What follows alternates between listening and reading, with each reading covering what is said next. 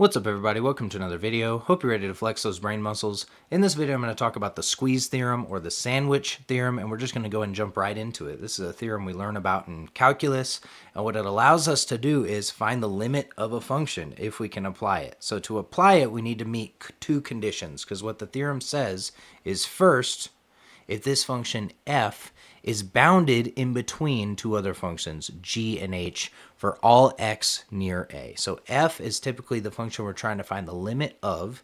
And so our first condition, what we do when we apply this theorem, is we find two other functions that bound f for all of the x values near a, which is the number that x is approaching, except possibly at a itself. So this could be true for when x equals a, but it doesn't have to be just for the x values near a. So that's the first condition we need to meet to apply this theorem. And the second condition is that we need the limits of these bounding functions, g and h, to equal each other.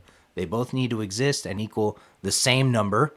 And if those two things are true, then we can conclude that the limit of this inner function, right, that's being squeezed or sandwiched, hence the name, between these two other functions is the same as the limit of those two outer functions that are bounding that inner function, right? These limits are the same. So this is how we apply this, and let's kind of build some intuition around these conditions and why they each need to be met. So here's an example of the second condition being met. The limits of the outer functions equal each other. As x approaches 0, they're both 0, but that inequality, that bounding, is not met, right? And so this is why we really need that first condition. Let's go back here. That inner function is bounded, because otherwise, right? So in this example, this is f. Otherwise, we have something like this. We can't tell what's happening with f. We can't guarantee it's in between or being squeezed at all. So this is an example of the second condition is being met, but not the first. And now we're going to look at another example where the first condition is met, the function is bounded, but the limits of those bounding functions are not equal. And that could be something like this, right? This is the function f.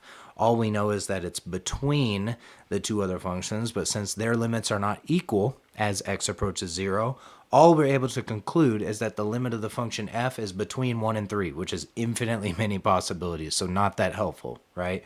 So when both of these conditions are met, it's really nice, and you can kind of get the idea of squeezing or sandwiching that the name comes from, because we have both this function that's bounded in between two other functions, and because their limits are the same, that function is being sort of squeezed in between, where it's also going to have that same limit. And here's also that example where all the functions could be undefined at 0. We just need that inequality to be true around 0, around the value x is approaching. Awesome. Let's go through just one example and practice applying this. So suppose the instructions for this are apply the squeeze theorem to find this limit. So there's two things we need to do. First, we need to find functions g and h that bound this function.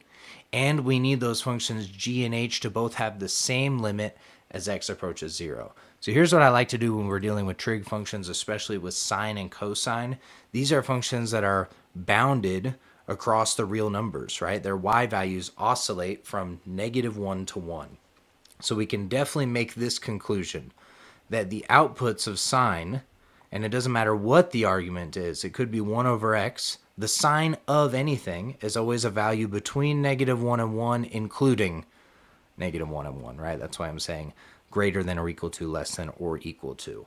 Awesome. So since we can say this, I can notice the only difference between this inner function and the function I'm asked to find the limit of is it's missing an x squared. And now I need to think, can I multiply each of these pieces by x squared? Algebraically, is that okay? And yes, it is, because x squared is always non-negative, right? X squared is never negative. When x is 0, it's 0. When x is positive, it's positive. When x is negative, it's also positive. So we can multiply everything by x squared. And why we're worried about it being positive or negative is because if it's negative, all the inequalities flip. So we really do need to think about that. Awesome. So we can multiply everything by x squared. None of the inequalities flip. I'm good to go because x squared is never negative. And now we have this here. And so we have bounded this function we're trying to find the limit of between these two other functions. And now just what I need to verify is, do these other two functions have the same limit? And I believe they do, but let's check. So here we checked our first condition, and that is met. We have these functions that are bounded. And now we're checking our second condition, which, what is the limit as x approaches 0 of -x squared? and what is the limit as x approaches 0 of positive x squared? Are those the same thing? And these are actually very easy limits. These are both continuous functions. Direct substitution, I could plug 0 in. 0 squared is 0, negative 0 is 0, right? 0 squared is 0. And so we do have the same limit here. And so here's how we could like write this up formally if we wanted to write it up.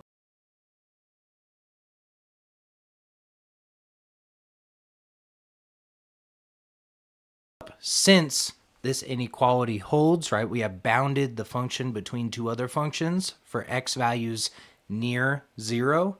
And since those two bounding functions have the same limit, which is 0, by the squeeze theorem, we have that the limit of this function is also 0. So that's how we can write it up. That's how we have applied the squeeze theorem to find the limit of this function, which is 0. And here's a nice graph. This is the function bounded between x squared and negative x squared. It's kind of cool. It just kind of bounces back and forth. You can see it doing the squeezing, the sandwiching, and that's the basic idea of this theorem. Hopefully this video helped. Hopefully you understand this theorem. You can begin thinking about how to apply it to find limits of different examples.